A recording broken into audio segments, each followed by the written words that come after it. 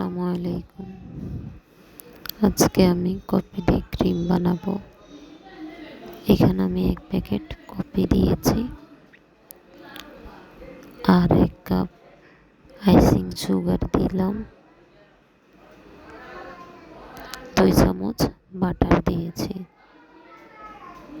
এরপর আমি এগুলো ভালোভাবে বিট করে নেব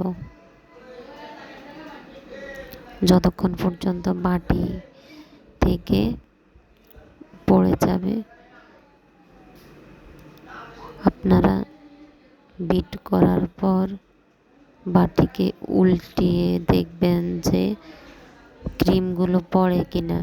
যদি দেখছেন যে ক্রিম পড়ে যাচ্ছে তাহলে আপনাকে বিট আরও করতে হবে। আর ভালোভাবে বিট করার পর ক্রিমগুলো বাটি থেকে একটু পড়বে না, অথবা একটা চামচের সাহায্যেও দেখতে পারেন।